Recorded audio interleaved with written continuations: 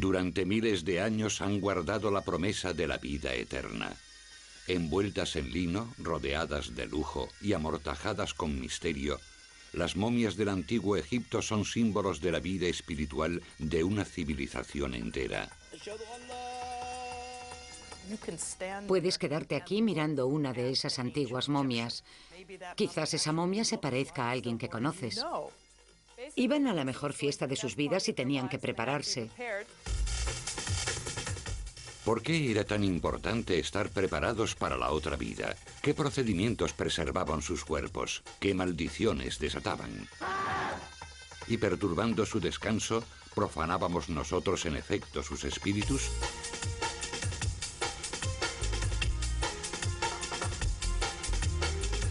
Misterios de Egipto. La tierra de las momias.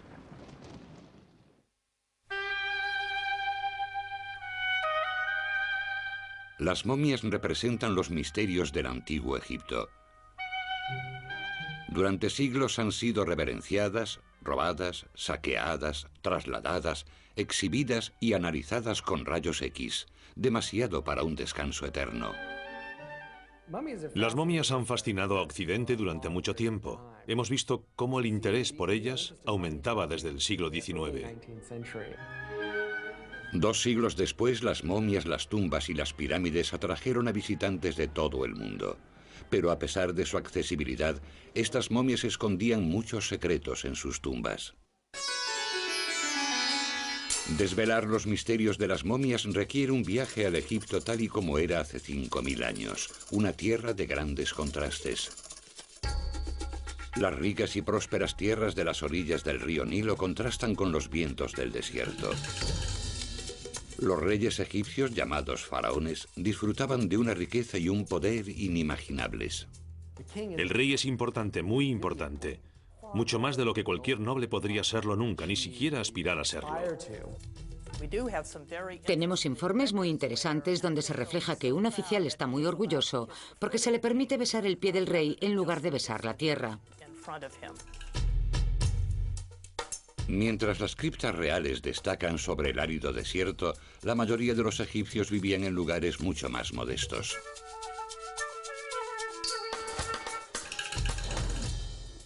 Eran principalmente agricultores y pescadores. Se levantaban por la mañana, salían a arar y después a recolectar sus tierras. Educaban a sus hijos principalmente para que siguiesen sus pasos. La vida era dura y la muerte, el paraíso.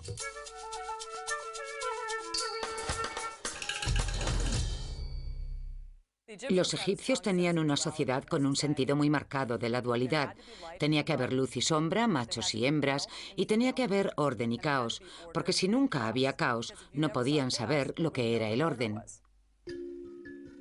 Las momias de las clases más elevadas de la sociedad nos aportan la mejor información, porque eran los ricos y la realeza los que podían permitirse un buen embalsamamiento, grandes tumbas y los tesoros y las pertenencias personales necesarias para una vida posterior.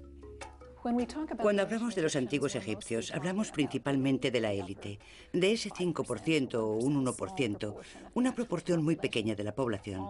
Todo el arte, los monumentos y las tumbas que vemos del antiguo Egipto pertenecen a las clases altas, con tiempo para producir artículos de lujo. El lujo era tan importante para los egipcios como lo es hoy para nosotros. Pero a diferencia de nuestra filosofía moderna, los egipcios creían que se lo podían llevar con ellos. Creo que los antiguos egipcios eran gente que nos hubiesen gustado. Eran muy similares a nosotros. Las mujeres tenían derechos reales de igualdad en el antiguo Egipto, a diferencia de lo que sucedía en otras culturas antiguas. Hay muchas evidencias de que los egipcios no le daban demasiada importancia a la virginidad y a ser casto o puro antes del matrimonio. Había cierta libertad sexual y también un fuerte sentido de la fertilidad. Los jeroglíficos de las ruinas egipcias revelan que la gente disfrutaba de la vida, pero a menudo también de la muerte. Los antiguos egipcios estaban tan obsesionados con la vida y con vivirla como lo estamos hoy. Sin embargo, los egipcios, yo creo, tenían una visión, que de hecho es mucho más racional, de que estamos en esta tierra por un periodo de tiempo muy limitado. Y si tu alma tiene una entidad propia, entonces va a tener una vida mucho más larga que la que hay aquí en la Tierra. Sabemos por las autopsias de las momias que había muchas enfermedades en el antiguo Egipto y que la vida era corta. La mayoría de la gente vivía probablemente unos 55 años, y si heredabas un oficio cuando tenías 20, significaba que solo tenías 30 años para prepararte para la otra vida. Su visión del más allá era un Egipto mejor y más grande, un Egipto más maravilloso. Ellos querían que su otra vida fuese como sus vidas diarias, pero sin las molestias diarias. Tal vez algunas de las molestias a las que se enfrentaban los egipcios de la antigüedad eran causadas por sus complejas creencias religiosas, incluyendo la adoración a una multitud de dioses. Los antiguos egipcios eran muy religiosos, mucho más que la gente de hoy. La religión egipcia se manifestaba de muchos modos, por supuesto en las joyas que llevaban, los amuletos o objetos que podían protegerles o que ellos asociaban con un dios en particular, y su amor por la vida, que querían continuar después de la muerte.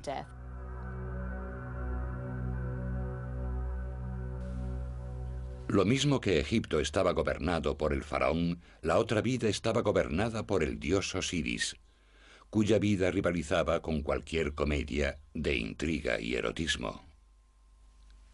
La leyenda de Isis y Osiris tiene que ver con la regeneración y con la potencia sexual en la otra vida. Osiris y su hermano Set no duraron mucho. Set era un dios de caos y desorden, y finalmente Set eliminó a Osiris, y después de matarlo esparció sus restos por los 4 puntos de la tierra. Isis era una esposa muy hacendosa, y cruzando la tierra reunió todas las piezas de su esposo Osiris. Según la tradición de la religión egipcia, inventó la momificación. Juntó todas las piezas del cuerpo de Osiris otra vez, las ató con lino y después, digamos que mágicamente, lo revivió. Él estaba bastante interesado en su esposa Isis, y después de ser revivido mágicamente, tuvieron relaciones y nació su hijo Horus.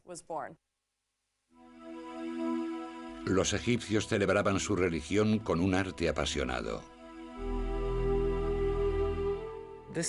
Esta estatua es en realidad una estatua religiosa, a pesar de su contenido erótico. Representa el momento de la concepción del dios Horus.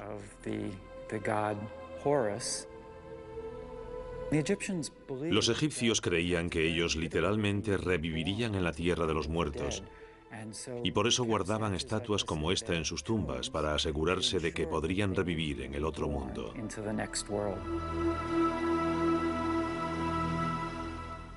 El cuerpo humano jugaba un papel crucial en el tránsito espiritual. Tenía que ser identificable para el espíritu en el otro lado, y por eso tenía que parecerse al difunto todo lo posible. Los egipcios ponían todo su talento y su habilidad en preservar a los muertos. Cuando Isis reconstruyó a Osiris en una sola pieza, seguramente tuvo que realizar alguna juntura. Las uniones de Osiris, por supuesto, nos llevan a las uniones de las momias.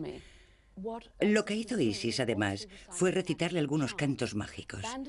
Los vendajes son manifestaciones físicas de los cantos mágicos que se recitan para proteger el cuerpo. Así que tenemos tanto un envoltorio metafórico como un envoltorio de vendas.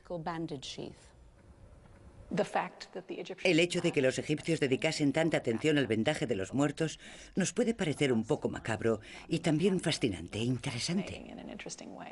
Recuerdo que solía mirar todas esas fotografías de las momias metidas en grandes calderas, con personas alrededor trabajando con una especie de palillos, pero hoy el proceso de momificación es en realidad un proceso de desecación.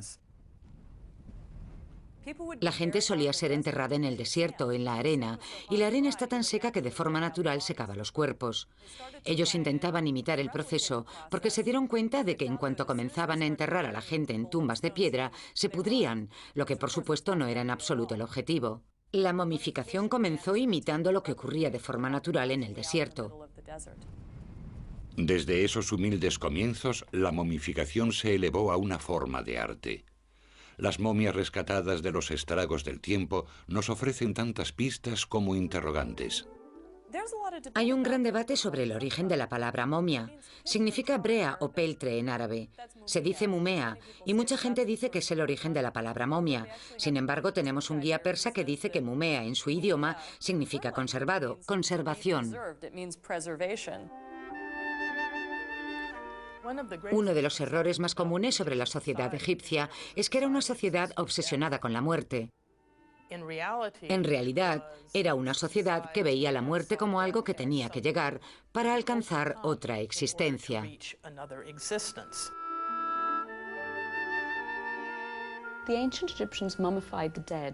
Querían que el cuerpo fuese habitado por su espíritu en la otra vida. La idea era que el yo completo era muy importante para la vida en el otro mundo. Por eso intentaban preservarlo lo mejor posible, cometer los menores errores. Así uno podría aparecer con la mejor apariencia en la eternidad. Los intentos de momificación surgieron en torno al 3500 a.C., un tiempo en el que gobernaban faraones de la primera dinastía. En principio, este elaborado y caro procedimiento estaba reservado a la realeza, aunque en años posteriores la puerta a la vida eterna se abrió a todos aquellos que pudiesen pagarse el viaje. El proceso evolucionó y cambió durante 3500 años y curiosamente desapareció. Los antiguos egipcios momificaron a la gente de muy diversas formas. Pero hay una forma clásica de momificación que se dio durante la 18ª dinastía. El proceso actual de embalsamamiento probablemente tuvo lugar en talleres especializados para ese proceso. Es sabido que la gente que estaba relacionada con ello era un grupo especial. A veces se les consideraba impuros o al menos apartados de la sociedad normal por su asociación con la muerte. Durante 70 días, estos sacerdotes y embalsamadores practicaban su trabajo, preparando los cuerpos y recitando cánticos.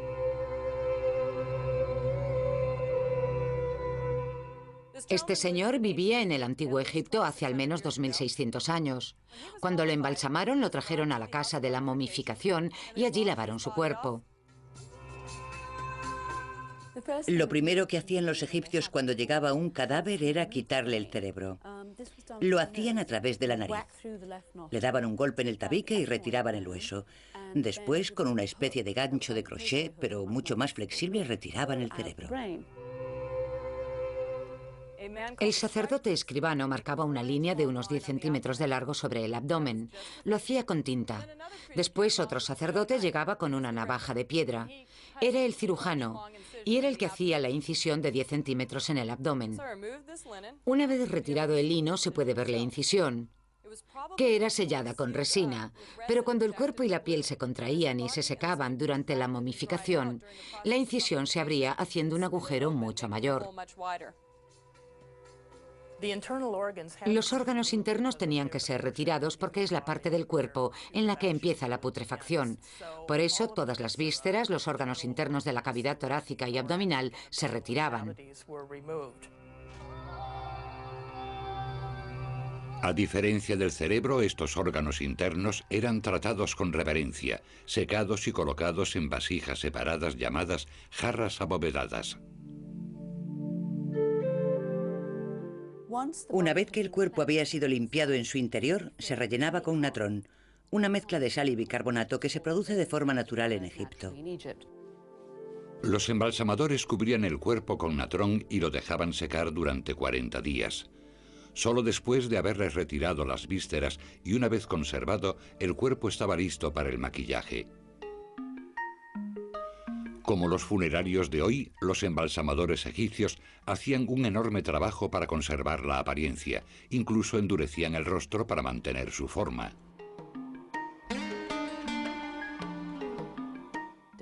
Tenemos aquí a esta señora bastante mayor que tenía escaras, algo realmente serio. Los embalsamadores decidieron que no podía ir a la eternidad con escaras, por eso cortaron trozos de piel de gacela y se las cosieron en la espalda. Ya no quedan muchos restos del maquillaje de este caballero, pero seguramente tenía las cejas pintadas. El famoso maquillaje egipcio se ha eliminado en varias partes. Probablemente le aplicaron henna de color rojo y barra de labios también. Sus uñas estaban pintadas de henna para asegurarse de que iba bien arreglado a la otra vida. A veces les aplicaban extensiones de pelo y tupés a los hombres. Lo necesario para tener un aspecto perfecto en la otra vida. Aspiraban a aparentar siempre 20 años. El proceso de vendaje de una momia podía llevar unas 2 semanas. El vendaje de las momias se hacía con mucho cuidado. Cada dedo era vendado por separado, después la mano entera y después vendaban el brazo.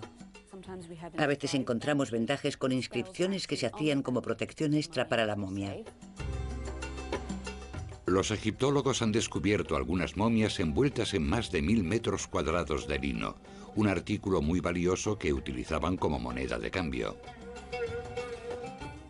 Estaba envuelto de los pies a la cabeza con vendas de lino de unos 3 centímetros de ancho, cortadas de las sábanas familiares o restos de vestidos. Literalmente enterraban a sus parientes en dinero. A menudo podemos conocer la riqueza de la familia y cuánto querían a su pariente por la cantidad de lino utilizada en su cuerpo. Medallones sagrados y amuletos, a veces más de 100, eran colocados con cuidado entre las envolturas y los bendecían. Finalmente, los embalsamadores le colocaban al difunto una máscara para poderlo identificar en la otra vida. En los periodos de riqueza de la historia egipcia, como en el caso del rey Tut, esas máscaras eran de oro con piedras preciosas incrustadas. Pero como han descubierto los investigadores modernos, las apariencias engañan.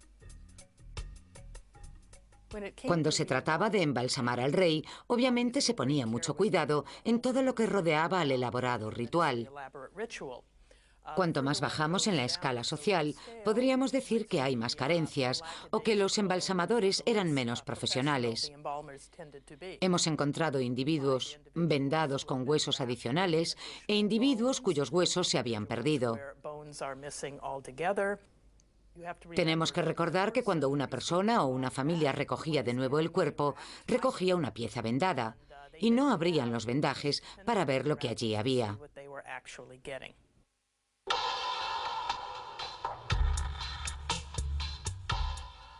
La magia jugaba un papel clave para los antiguos egipcios en forma de rituales, letanías y amuletos sagrados. Durante 70 días, el embalsamador sacerdote especial preparaba cuidadosamente al difunto con toda la magia de la que era capaz, porque trascender a la otra vida no era una tarea fácil. Los egipcios creían que después de morir había un tiempo en el que tenían que caminar por un duro sendero, donde había puertas que había que traspasar, guardadas por un pequeño demonio que les hacía preguntas o realizar alguna tarea. Las pruebas y tribulaciones que aguardaban a los muertos merecían la pena, porque el destino final era espectacular. Si alguien podía superar con éxito a los espíritus del mal, una transformación espiritual grandiosa y misteriosa tendría lugar.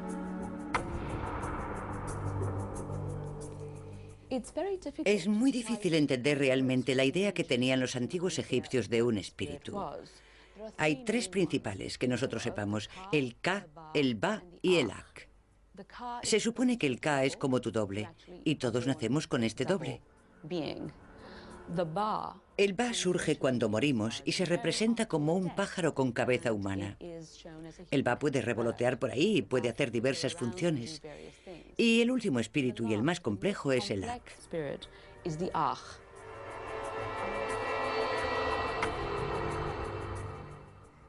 La aspiración de todo egipcio era convertirse en Ak. La palabra Ak significa influyente, poderoso. Una vez que has llegado con éxito a la otra vida, te conviertes en Ak, lo que significa que puedes influir en las vidas de tu familia que sigue viviendo su vida ordinaria. Los egipcios miraban al cielo, veían las estrellas y pensaban que eran Aks, espíritus de sus ancestros. Para alcanzar este estado de gracia, el rey muerto era equipado con un auténtico despliegue de artículos para la otra vida. Todas las momias necesitaban un sarcófago para guardarlos y protegerlos en su viaje. Lo que empezó con una sencilla caja de madera se convirtió en una caja mortuoria finamente tallada y completada con una máscara. Este sarcófago fue fabricado sobre el año 1000 a.C., en la dinastía 21. Los sarcófagos egipcios se decoraban con escenas de situaciones que los egipcios esperaban que le sucederían en el otro mundo, también con textos de plegarias que recitarían en la siguiente vida. Esta es la prueba final que un egipcio debía pasar para ser admitido en el otro mundo. Un corazón se pesa con las plumas de la verdad. Si has tenido una buena vida, estará en equilibrio y podrás pasar a la otra vida. Si la persona ha sido mala, nosotros nunca hemos visto ejemplos, pero en teoría, si la persona ha sido mala, entonces este monstruo dibujado aquí le comería el corazón y la persona no continuaría la vida en el otro mundo. Una recopilación de escrituras místicas, que ahora conocemos como el Libro de los Muertos, ayudaba al difunto a superar los obstáculos potenciales, aportándole una especie de mapa divino hacia la otra vida. El Libro de los Muertos consiste en una serie de letanías que ayudarían a los difuntos a realizar el tránsito. Ya sabe, el difunto se enfrenta a una gran serpiente que escupe veneno y tiene que rezar una determinada letanía que significa que ha tenido una vida honrada. Entonces la serpiente no le escupirá o morderá y podrá entrar en la otra vida. Básicamente era un pasaporte con una guía en su interior. No te abriré, dice el cerrojo de la puerta, a menos que digas mi nombre. El vigilante de su madre es tu nombre. Además de esta guía espiritual, las momias también compartían sus tumbas con bienes materiales. Los egipcios creían que cierto número de posesiones eran importantes para una vida confortable en el más allá. Estos son algunos de los artículos del antiguo Egipto que podemos encontrar en una tumba, lo que nos da una idea de cómo era la vida en el Egipto antiguo. Este objeto es un barco funerario. Tiene unos 4000 años. Es un sarcófago completo y tiene además a su esposa llorosa del otro lado. Este barco podía situarse en la tumba, así la persona sería enterrada mágicamente en un lugar llamado Abidos. Este otro objeto no es una representación mágica de nada, es un tablero de Senet, el juego de mesa más popular del antiguo Egipto. Seguramente les gustaba mucho este juego, algo así como el backgammon en Oriente Medio hoy en día. Pero si miramos esta pieza, vemos que muestra una imagen iconográfica de mujeres del antiguo Egipto. Mujeres moliendo el grano para hacer pan. Pensaban que la otra vida era exactamente como esta y tenían que tener los mismos esclavos para hacer las mismas tareas en el otro mundo o tendrían que hacerlas ellos. Los esclavos tenían que estar en la tumba porque si no el propietario y su esposa tendrían que moler el grano. Todo esto reviviría y se podría utilizar en la siguiente vida. Tenías que tener a tu alrededor todas las cosas que hiciesen tu vida llevadera y agradable para siempre. Tenías que tener ropas, armas y herramientas. Había muchos perfumes y ungüentos que utilizaban siempre porque su clima era muy cálido y seco. La gente tenía camas, mesas, sillas, lino y ropas, y cosas prácticas como amuletos y joyas. Encontramos escudos, armas, dagas y cosas así. El rey realmente no necesitaba estas cosas para ir a la batalla. Son objetos para los ritos ceremoniales, piezas de oro y objetos dorados.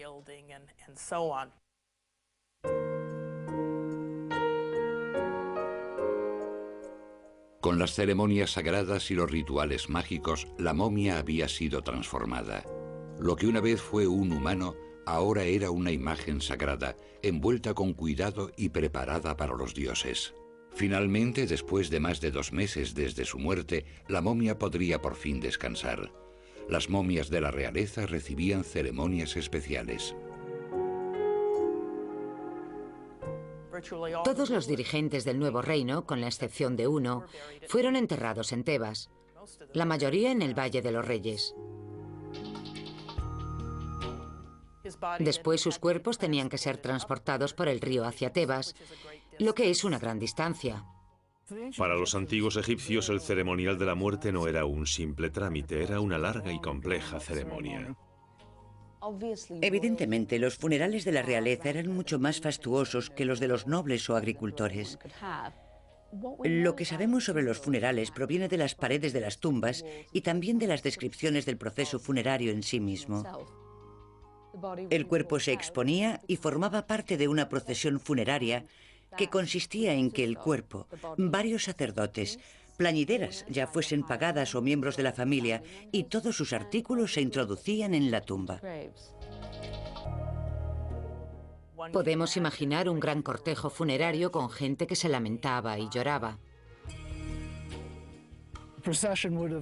La procesión podía incluir arrastrar a la momia en un podio tirado por ganado. Los sacerdotes que la oficiaban hacían ofrendas, recitaban letanías y congregaban a la multitud alrededor de la entrada de la tumba. Fuera de la cripta, los vivos celebraban una fiesta final en honor de la momia. Después, todos los platos eran enterrados como ritual con todos los restos del proceso de momificación. Los egipcios habían hecho todo lo posible para enviar a su rey a un mundo mejor. Después de una ceremonia final, la momia permanecía en sus aposentos. La ceremonia de la apertura de la boca es lo que ha inspirado todas esas películas de momias de Hollywood. Pero para los antiguos egipcios no era revivir un cadáver, cosa que extrañaba a los arqueólogos, sino revivir los sentidos de un muerto para poder recibir ofrendas y vivir otra vez en la otra vida.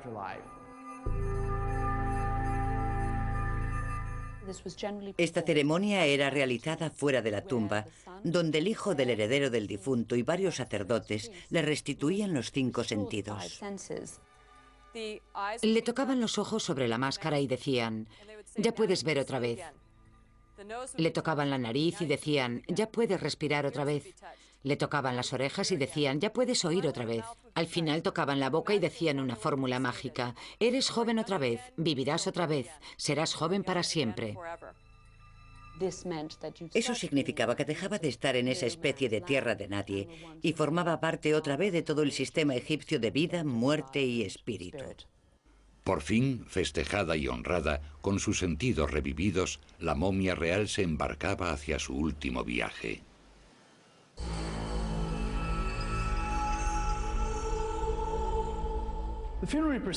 La procesión funeraria traía el cuerpo del rey hasta la tumba, acompañado por varios sacerdotes de diferentes clases que recitarían los cánticos adecuados para asegurar que el rey disfrutaría de la otra vida entre los dioses. Y traían el cuerpo hasta aquí en su ataúd, probablemente de oro, y lo colocaban aquí en este sarcófago, y el propio sarcófago se colocaba en este otro, un sarcófago de piedra, más grande, en el medio de la tumba. Aquí en el punto focal, con todas las escrituras místicas y la imaginería que decoraba las paredes. Se cerraban las puertas y los reyes partían hacia la eternidad. Al menos hasta que llegasen los próximos saqueadores de tumbas.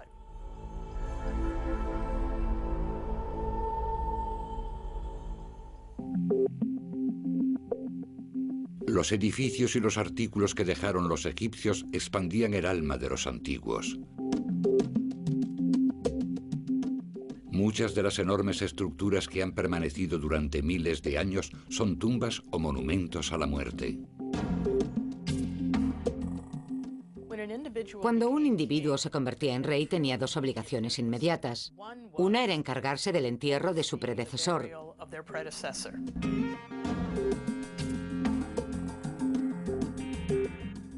La otra, por supuesto, comenzar a planear su propia tumba con los ojos puestos en el futuro.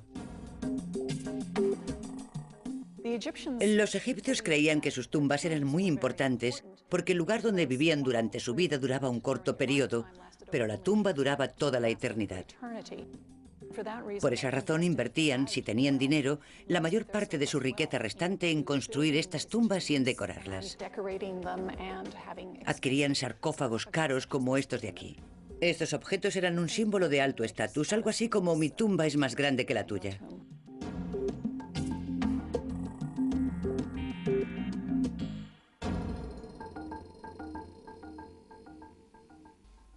La importancia de mantener el cuerpo a buen recaudo y conservar la imagen y el nombre de los difuntos aquí, en el Valle de los Reyes o en otros sitios, era porque después de que la persona moría, su esencia, su alma, su personalidad, tenía que residir en algún sitio, en una estatua o en una pintura, en una inscripción o en algo físico que lo recordase.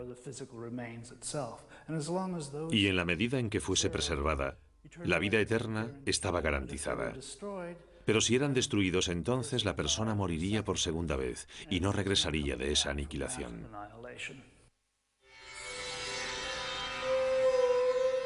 ¿Fue el miedo a la aniquilación lo que llevó al rey Khufu a construir esta gran pirámide? Tal vez. Pero en los últimos años, el miedo a los ladrones de tumbas hizo surgir un lugar funerario nuevo y más seguro, el Valle de los Reyes. El Valle de los Reyes data del primer periodo del nuevo reinado. Las tumbas que se construyeron allí no tienen pirámides, sino que están talladas en las colinas, bajo una gigante y natural montaña en forma de pirámide. Aquí, en la tumba de Ramsés VI, podemos ver al rey invocando a varios dioses.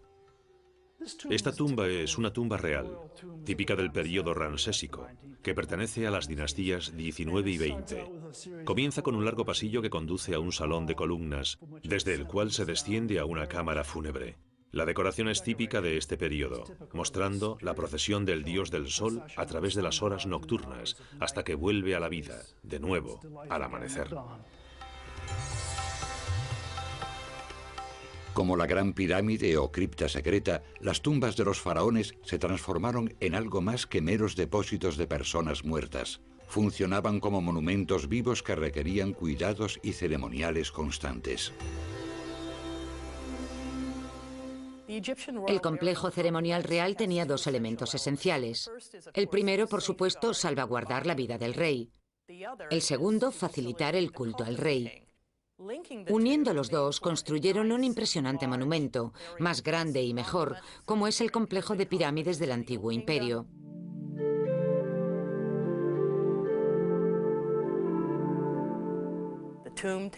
La tumba tiene forma de casa, y lo más importante es proteger al difunto y sus ofrendas alimenticias, sus libaciones y todo eso.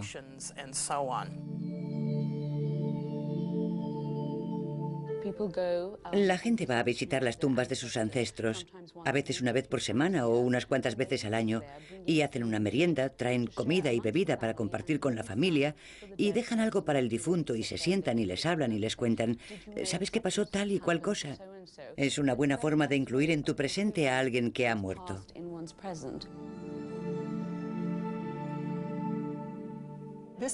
Esta es una vieja estela del antiguo imperio. Probablemente estaba a un lado de la tumba o posiblemente a un lado de la puerta falsa delante de la cual la gente dejaba sus ofrendas. Muestra las cosas que la gente quería tener en la otra vida, como pintura para los ojos, porque los egipcios, hombres y mujeres, se pintaban los ojos. Querían pintura negra y pintura verde. Querían que se les ofrendaran los 7 aceites sagrados. Querían 1000 rebanadas de pan, 1000 jarras de cerveza, 1000 jarras de alabastro y 1000 gansos. Pero en lugar de dárselo al difunto, algunos egipcios se lo quedaban. Después de todo el tiempo y esfuerzo de la momificación y el entierro, los ladrones saquearon y robaron estas supuestas tumbas sagradas. No es un misterio el por qué las pirámides fueron saqueadas. Les hubiese sido más fácil poner un letrero diciendo, hay un gran botín aquí dentro, mejor que construir una pirámide. Eso atrae a los ladrones. Ladrones de tumbas, ¿qué podríamos decir? Es la segunda o tercera profesión más antigua del mundo. Ya se practicaba en tiempos predinásticos y, por supuesto, la gente que entraba en esas tumbas se encontraba con gente disecada, pero personas posiblemente reconocibles.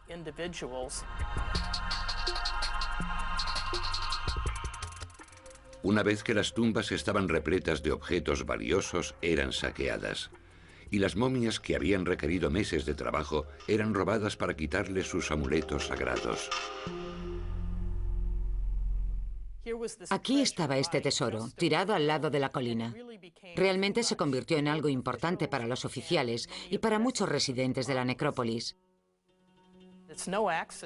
No es casualidad que los miembros de la villa actual, de los fabricantes de tumbas, los que construyen tumbas actualmente, sepan, por supuesto, dónde están, al menos parte de los bandidos.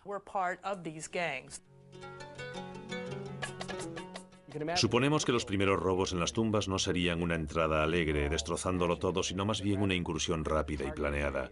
Entrarían en la tumba con un tiempo limitado porque hay seguridad fuera. Tal vez sobornaran a un guardia o dos para que les dejara un poco más de tiempo. Podemos imaginarnos a estas extrañas figuras en sus divanes mirándolos. Seguro que se pusieron nerviosos. Buscarían objetos fáciles de vender. No cogerían esta hermosa vasija con el nombre del rey Tut grabado porque la gente sabría inmediatamente que lo habrían robado. Buscarían oro.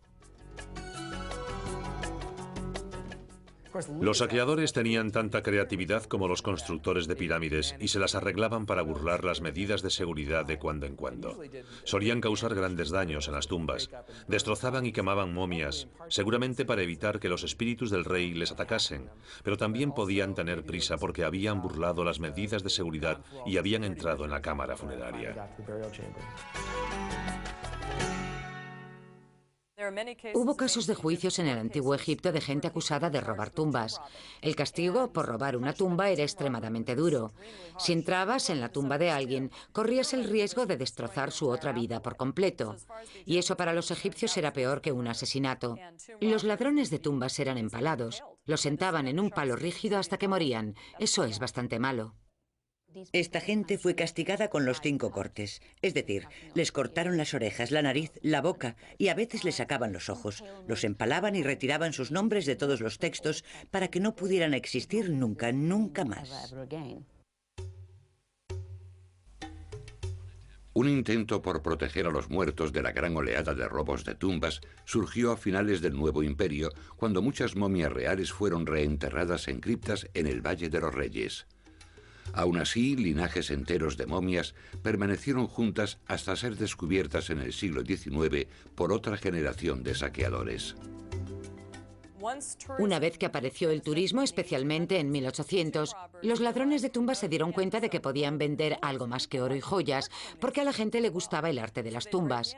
Por eso entraron y comenzaron a cortar las máscaras de los ataúdes, a arrancar trozos de las paredes y se lo vendían a los turistas, que no sospechaban o que no les importaba. No se sabe a quién. Hay un famoso pueblo egipcio que está construido sobre un cementerio. Cuando la familia murió, entraron en la tumba, sacaron todo el arte que pudieron y lo vendieron. No fue hasta la década de 1890, con el trabajo del arqueólogo Flinders Petrie, cuando las momias comenzaron a ser adecuadamente conservadas y estudiadas. Hasta entonces las momias eran tiradas o incineradas, pero con el trabajo de Petrie y más tarde con el descubrimiento de Carter de la tumba del rey Tut en 1922, las momias se convirtieron en mitos mundiales. En los años 30, Hollywood las mostró como muertos vivientes asesinos en serie. Resurrección. Los principios religiosos de Oriente eran muy férreos cuando se filmaron esas películas de momias, y creo que lo recogieron y crearon ese maravilloso mito de las momias, que sin embargo estaba alejado de la realidad. A pesar de esos monstruosos mitos, o quizás a causa de ellos, los visitantes acudían en masa a Egipto en busca de la verdad. El año pasado acudieron más de 500.000 de turistas para escalar las pirámides, bajar por el Nilo en Falúa y, por supuesto, alucinar ante las momias. Encerrados ahora en cajas climatizadas, despojados de sus reales envolturas, los muertos del antiguo Egipto todavía ejercen una atracción hipnótica.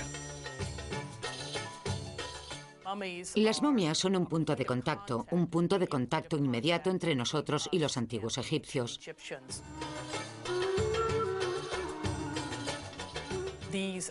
Son antiguos egipcios de un modo en el que sus estatuas, sus ataúdes, sus amuletos y sus templos no lo son. Podemos mirar a estos antiguos egipcios y quizás esa momia se parezca a alguien conocido.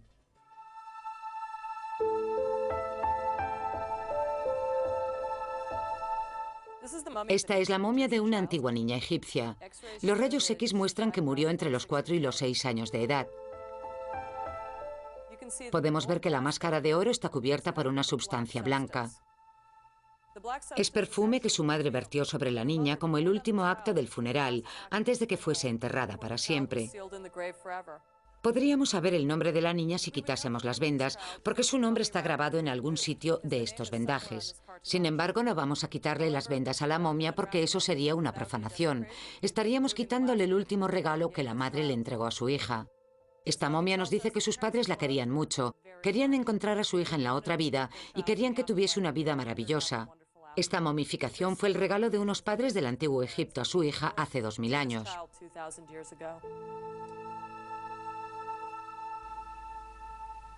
Pocas momias han alcanzado tal dignidad.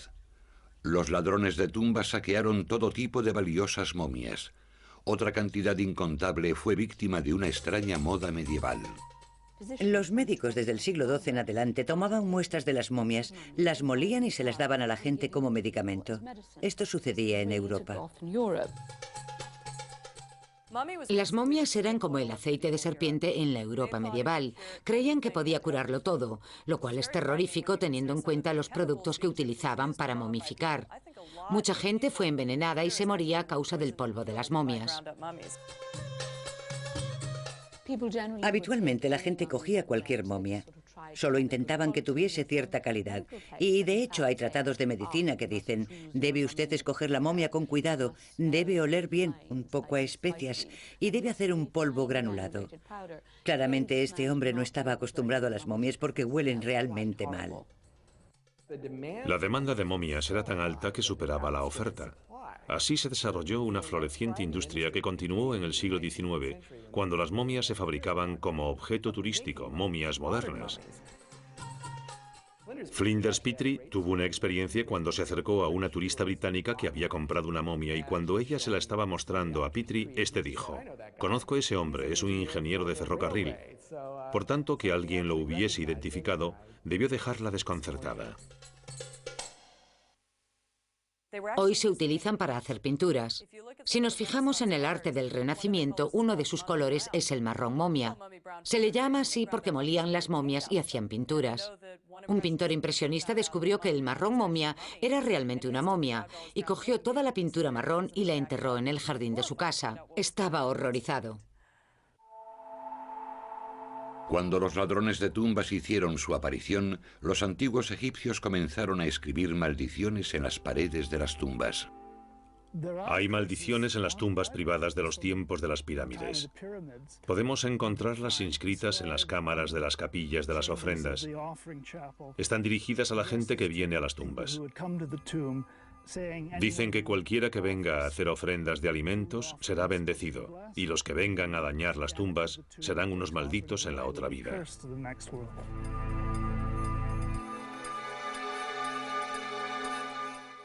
Las maldiciones del antiguo Egipto que encontramos cerca de las tumbas son amenazas de castigos. No eran del tipo «voy a salir de aquí y te voy a estrangular». Eran más bien «si entras en mi tumba, el rey te cogerá y te castigará». La amenaza de castigo era la amenaza principal en las tumbas del antiguo Egipto. El hombre que abrió la tumba del rey Tut supuestamente cayó víctima de la más famosa maldición de las momias. Pero para algunas de las más misteriosas fatalidades debe haber alguna explicación razonable. Algunas personas han sugerido que las tumbas contienen moho y esporas y que una vez abierta la tumba, estas esporas se activan de nuevo y son la causa de enfermedades que pueden estar relacionadas con lo que la gente llama la maldición de las momias.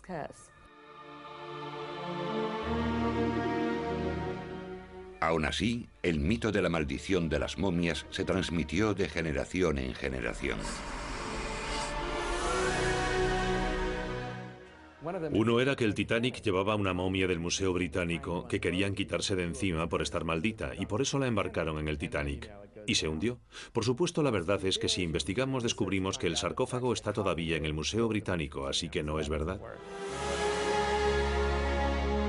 Tal vez la única maldición real de las momias ocurrió en el pasado y fue para aquellos desgraciados que hace cientos de años pensaron que tomar polvo de momia tenía los mismos poderes que la Viagra. ¡Qué combinación tan interesante! Pensar que vas a ser maldecido por utilizar una momia, pero te la tomas como afrodisíaco. ¡Qué maldición!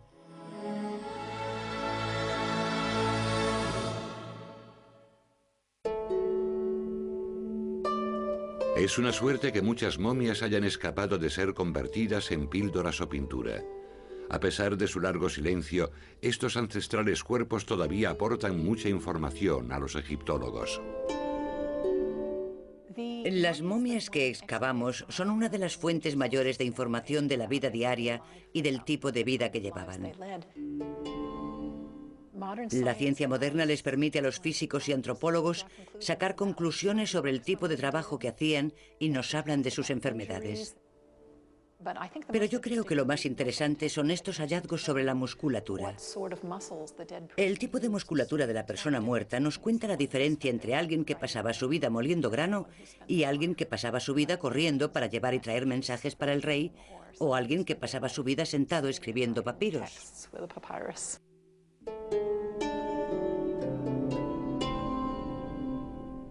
Con la llegada de los rayos X a comienzos del siglo XX, dejó de ser necesario quitar los vendajes a las momias para estudiarlas. Hoy los escáneres y los análisis de ADN revelan detalles de la vida y la muerte. Así que sabemos mucho de la salud física de Tutmosis III o de Amenhotep III. Amenhotep, pobrecito, tenía un terrible dolor de muelas. Le gustaba mucho comer dulces y muchas otras cosas. Debió de pasar por una terrible agonía. Osteoporosis y ese tipo de problemas.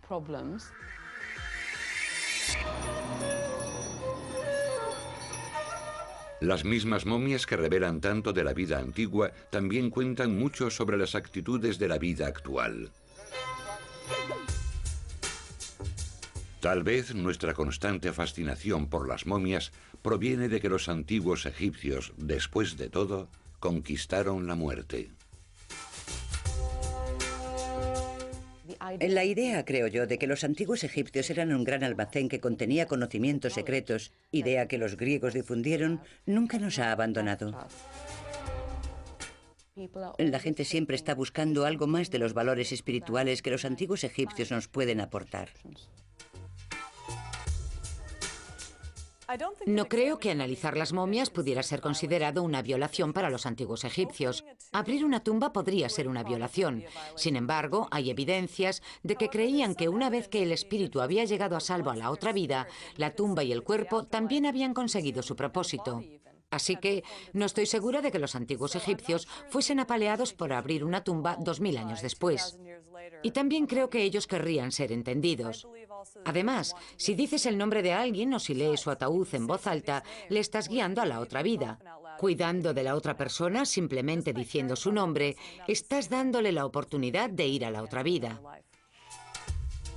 Amenhotep, Akenatón, Tutankamón. Gracias a las momias del antiguo Egipto, sus nombres se dicen y se leen todos los días, miles de años después de su muerte. Tras ellos dejaron tumbas y tesoros, magia y misterios, pirámides y rompecabezas. Y aunque estas momias nos cuentan muchas cosas de un mundo antiguo, ciertos aspectos cruciales permanecen obstinadamente en silencio. Una de las cosas que más les interesa a los egiptólogos es cómo sonaba su lenguaje, porque como no escribían las vocales, no sabemos cómo sonaban sus palabras, y hay muchos textos con juegos de palabras y cosas así que nos dificultan su entendimiento.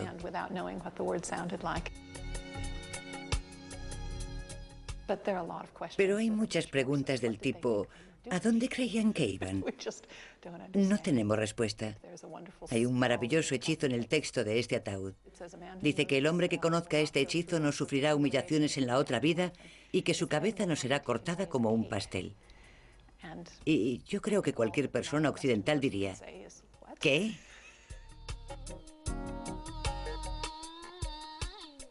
Mi cadáver es permanente, no correrá peligro ni será destruido en la tierra del más allá, proclama el libro de los muertos.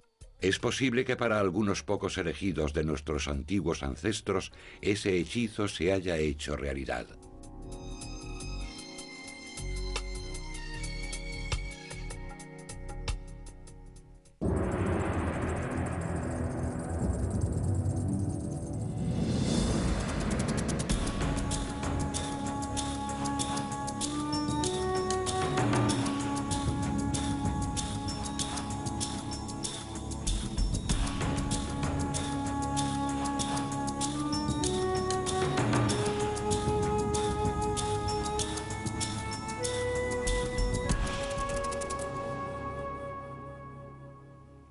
La muerte del rey Tut es un misterio.